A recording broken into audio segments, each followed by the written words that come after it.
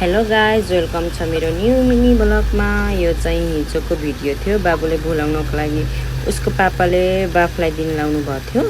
अनि त्यसपछि हिजो भारी वर्षाको कारणले मेरो भान्साको हालत हेर्नु न यस्तो भएको थियो। अनि मैले यतिको सफा गरिसकेपछि मैले खानासाना रेडी पारी चामल सामान धोइसकेपछि मैले खाना पनि बसालेँ। खाना बसालिसकेपछि के तरकारी पकाउने त हेर्न गएको त पिडा थियो।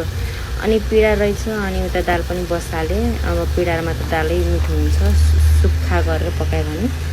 अनि उता पिडा पनि तासिसकेपछि मैले चुलोमा कराई बसालेँ। अनि कराई बसालिसकेपछि यो पिडालाई धोइ पखाली गरेर मैले पानीसहित कराईमा हालेँ। कराईमा हालिसकेपछि उमाल्नलाई छोडिदिएँ। अनि यता दाल पनि भइसकेको थियो। अनि झान दिएँ मैले। अनि नानुको लागि फेरि अब टेन्सन।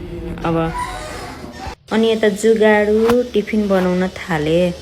अनि यो चुइरा थियो, चुइरालाई भिजाएर मजाले धोएर अनि सुक्खा पारेर अनि बोइल गरेको आलु, हरियो धनियाँ, मरमसाला, कर्नफ्लोर हालेर मजाले मुछिसकेपछि म यस्तो सेभ गराइदिएँ। जस्तो सेभ गराइ नि हुन्छ। अनि यस्तो सेभ गराइसकेपछि कराईमा तेल तताउन राखेँ। अनि यहाँ पोल्न लाएँ, टमाटर चटनी खान लाएँ। अनि मैले यस्तो रातो भएसम्म पकाएँ। यो अघि नै बनाएको त्यो पकाइसकेपछि मैले टेस्ट गरेँ एउटा कस्तो भयो भनेर। अनि मिठो भयो थियो, भित्र सफ्ट थियो, बाहिर एकदम क्रन्ची थियो। अनि नानीलाई चोब्नको लागि मैले केचप राख्दै थिएँ। अनि अघि नै बनाएको त्यो अब यसको नाम थाहा भएन, जुगाडु टिफिन अनि राखेँ। अनि अलिकति प्राउन पनि फुराएको थिएँ। अनि त्यो प्राउन पनि राख्दै मेरो नानीले फेरि प्राउन एकदम मन पराउँछ। अनि यता खानासाना खुलाइसकेपछि अब ड्रेस लगाइदिन पर्यो। मेरो नानी हेर्नु चकचक गरेर हरेन गराउँछ। अनि यो भिडियो गराउन लागेको पनि 3 बजेदेखि गरेको थिएँ। अहिले 7 बजिसक्न लाग्यो, अझै पनि भयो छैन।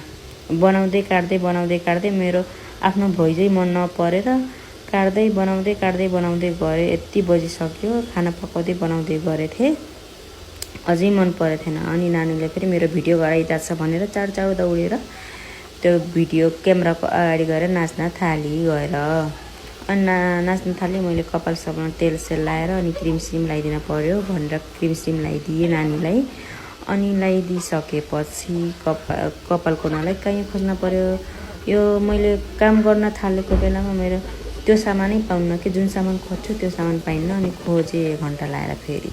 अनि यहाँ खोजिसकेपछि फ्रन्ट क्यामेरा राखेर मेरो नानी रमाउँदै मेरो भिडियो गरिरहेछ भन्दै अनि कपाल कोरेँ। अनि यो सिउँदो फेरि राम्रोसित सिधा हुँदै भएन के, चकचक गर्छ। अनि बन्दैन।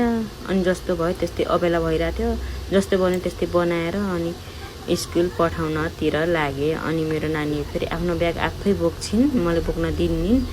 अनि मैले नानीलाई ब्यागसाग बोकाएर अनि बाई गरेँ। अनि नानीले पनि बाई गरे। अनि हामी आमा छोरी हाइवेतिर जान थाल्यौँ। बस पनि आज कति ढिलो आएको थियो। अनि त्यसैमा आज कति चर्चक्ती घाम गरेको थियो, यति गर्मी थियो। अनि नानी फेरि स्कुल जाने बेलामा बाजेलाई जहिले नि जिया गर्ने के। अनि जिया गर्न गई नानी मेरो।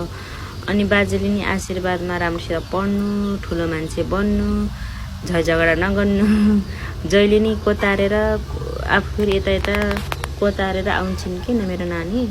अनि त्यही आशीर्वाद दिएर आउनुभएको थियो। अनि मेरो नानी फेरि गाडी कुरिरहेछिन्। गाडी फेरि एकचोटि गइसक्यो।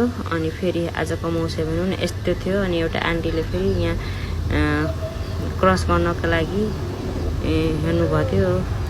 अनि गाडी फेरि नदेखिकन सुई अगाडि गइदियो। अनि मेरो बुढाले चिच्याउनु भयो।